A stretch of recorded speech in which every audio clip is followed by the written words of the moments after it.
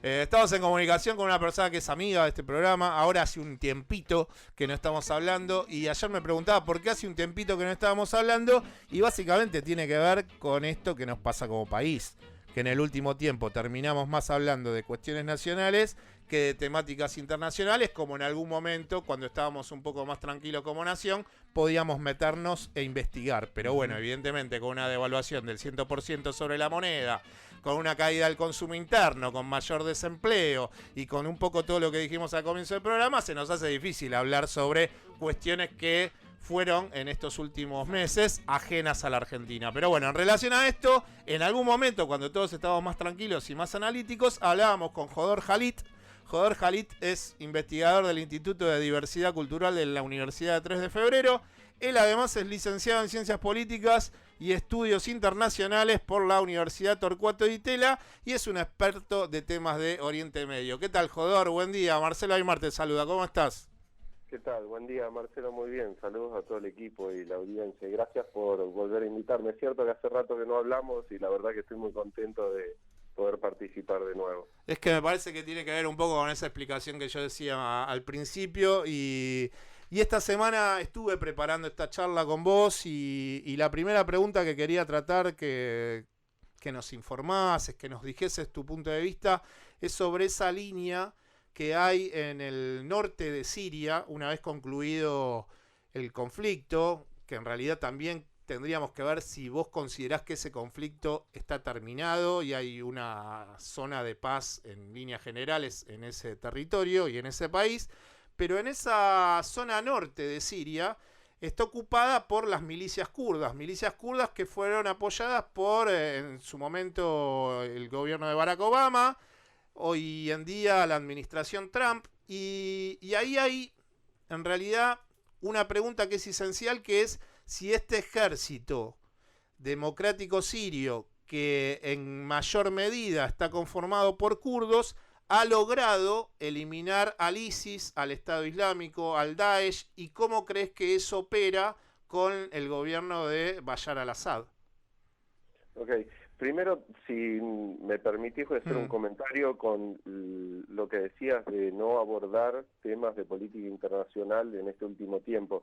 Creo que ha sido algo que ha faltado en el debate preelectoral. Digo, no se ha hablado del lugar de la Argentina en el sistema internacional y qué se propone como política exterior de Argentina.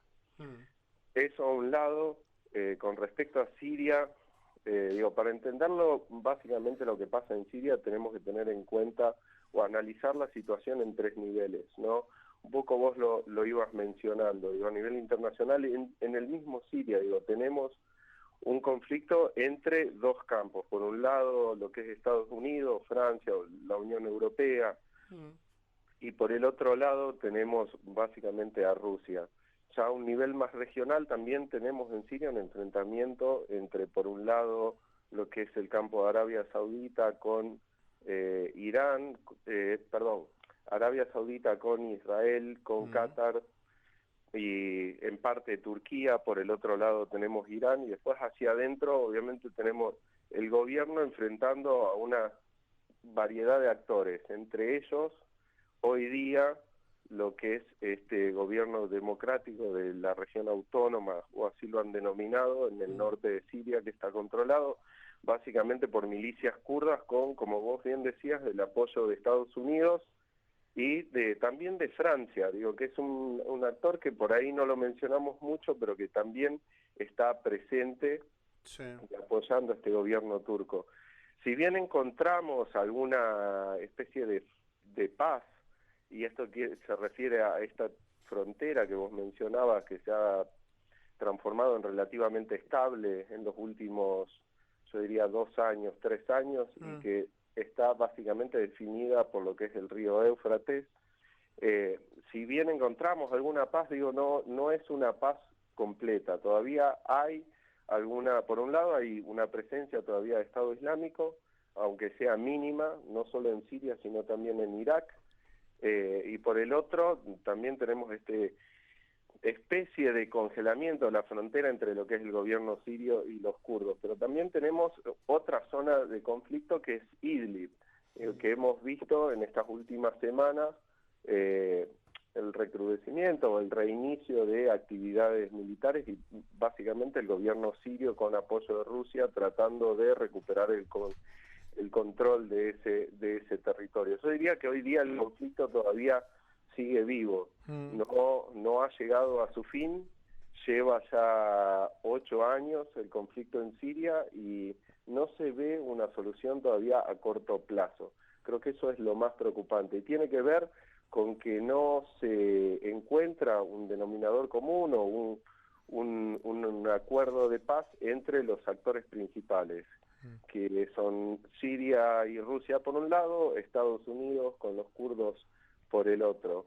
Y lo que digamos, el proceso de fondo con respecto al acuerdo de paz, el cambio fundamental o más importante que hemos visto es cómo Rusia de alguna manera se ha apropiado de este proceso de paz a través de las conferencias en Astana, ¿no? Que le han quitado de alguna manera relevancia al proceso de paz que se venía dando dentro de Naciones Unidas.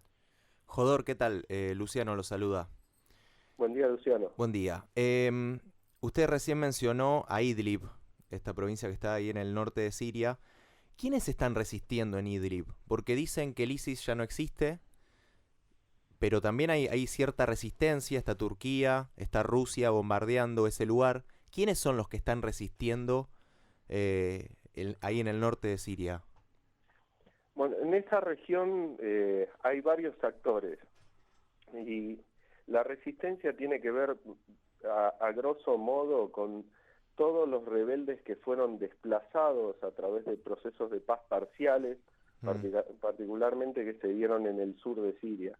Entonces, todos estos rebeldes que teníamos en el sur de Siria y que no acordaron, o en todo caso acordaron una paz parcial con el gobierno sirio, fueron transportados hacia esta región, y armaron una especie de enclave. Sí. Y a través del proceso Astana lo que se logró fue establecer una especie de frontera con puestos de observación que son operados por Turquía. Ahora, Sí. ni Turquía, ni Irán, ni Rusia, ni el gobierno sirio ha logrado pacificar la región. Y no pueden controlar tampoco las acciones de estos grupos que operan dentro de Idlib. Si bien algunos son fundamentalistas, no podemos meter en la misma bolsa a todos. Digo, hay parte de la sociedad que todavía también sigue resistiendo y tal vez no lo hace a través del combate, pero sí resiste la presencia del gobierno en la región. En cuanto a otro conflicto que tiene que ver con Oriente Medio, por más que ellos son persas y en realidad no están considerados a nivel historia como una nación árabe, es el país de Irán. Y en Irán hay un conflicto ya desde estos últimos meses que tiene que ver con el control de la cantidad de buques petroleros que salen por el estrecho de Hormuz, en donde le decimos a la audiencia que ahí hay un pedacito muy pequeño del estrecho que es de Irak, que en algún momento Irak quiso esa salida al mar agrandarla un poquitito y terminó con la invasión a Kuwait, y en Kuwait evidentemente terminaron las esperanzas, o empezaron a terminar las esperanzas de Saddam Hussein a comienzos de los 90 por la tormenta del desierto y lo que sucedió creo que en el año 1991, en aquel enero. Ahora, más allá de esas partecitas de mar que tienen Irak y Kuwait, la gran parte de lo que en definitiva termina siendo por donde pasan los buques en el estrecho de Hormuz, ese lugar, el control lo tiene Irán. Entonces lo que quería era un poco que nos des tu punto de vista sobre qué es lo que pasó en este último tiempo con el conflicto con algunos buques petroleros que tienen que ver con Gran Bretaña, y cómo entendés que ese manejo que lleva adelante políticamente Irán en el estrecho tiene que ver con las políticas que por otro lado Estados Unidos le juega con esto de llevarlo a una lógica en donde en el acuerdo sobre las cuestiones atómicas es como que Trump quiere sacarle a los europeos esa mirada de apoyo que tienen ante los iraníes. ¿Cómo juega ese acuerdo de macropolítica con el rebote de la cuestión petrolera y lo tan importante que es económicamente para los iraníes tener el control de ese estrecho de Hormuz. Sí, bueno, el Golfo Pérsico o árabe depende de qué lado o en qué ribera del Golfo estemos parados. Ha sido una región muy importante, o es una región muy importante para el comercio internacional y en particular del petróleo, como vos bien mencionás. Por eso que vemos también de que hay un montón de actores envueltos en el control de la región. Digo, y ha sido una política del Imperio Británico en su momento, que después retoma o continúa en todo caso Estados Unidos, que es de crear justamente un montón de actores para que nadie realmente pueda controlar la región, por lo menos de los actores regionales. Ahora bien, yendo a esta rivalidad entre Estados Unidos y Europa, por un lado, frente a Irán. Lo veíamos desde 2015 hasta el ascenso de Donald Trump o la elección de Donald Trump en Estados Unidos, habíamos visto un momento de relativa paz, calma, por lo menos no habíamos visto ningún hecho violento que ponga en riesgo el transporte del petróleo. Pero sí lo hemos empezado a ver no solo desde la elección de Trump, sino desde la salida de Estados Unidos del famoso acuerdo nuclear del 5+1, que son básicamente los miembros del Consejo de Seguridad de Naciones Unidas más Alemania que firman con Irán. La salida de Estados Unidos primero generó tensiones entre Estados Unidos y Europa, y esto a colación de que Estados Unidos promueve o adopta una nueva política exterior frente a Irán, lo que implica la salida de Estados Unidos del acuerdo nuclear y esta política exterior que llaman de presión máxima. Entre medio, lo que hemos visto en estos últimos meses son distintos incidentes, desde, podemos llamarlo secuestro, captura, retención de buques, que Irán dice por su lado que estaban transportando ilegalmente petróleo, y al mismo tiempo hemos visto por lo menos sabotaje a algunos buques petroleros. ¿Esos son buques que han salido de Kuwait o que han salido de Irak? No, estos tenían que ver con el puerto de Fujairah, en Emiratos Árabes Unidos, y otro en Omán. Ahora, ¿a qué voy con esto? Digo, hay un enfrentamiento más fuerte, una política más dura de Estados Unidos hacia Irán. En ese periodo de enfrentamiento lo que vemos son distintos incidentes, y esto lo tenemos que enmarcar más allá de esta salida reciente de Estados Unidos del acuerdo nuclear. También lo tenemos que ver con una perspectiva histórica, que es el enfrentamiento que se tiene desde el año 79 entre Estados Unidos e Irán, a partir de la revolución en Irán y en particular con Estados Unidos, con la toma de la embajada y la retención de los trabajadores de la embajada, los empleados de la embajada. Que termina llevándose puesto a la administración demócrata de Jimmy Carter en aquel momento. Correcto, correcto. Que gana Reagan después, ¿no? Por ese conflicto, ese desgaste del gobierno de Carter, termina haciendo que el republicano Reagan gane en los 80 del gobierno de Estados Unidos. Y que esto también le trajo problemas a Reagan, que después lo vimos con el Irán contra y la transferencia de armas financiadas por Irán. Bueno, harina de otro costal. ¿Cómo crees que se resuelve eso del estrecho, en definitiva? Si tiene alguna resolución en corto, yo creo que es muy difícil, pero digo, ¿cómo avecinás este próximo tiempo sabiendo que el año que viene hay elecciones en Estados Unidos, que Trump va por una reelección, que siempre hubo un conflicto histórico entre Irán y Arabia Saudita?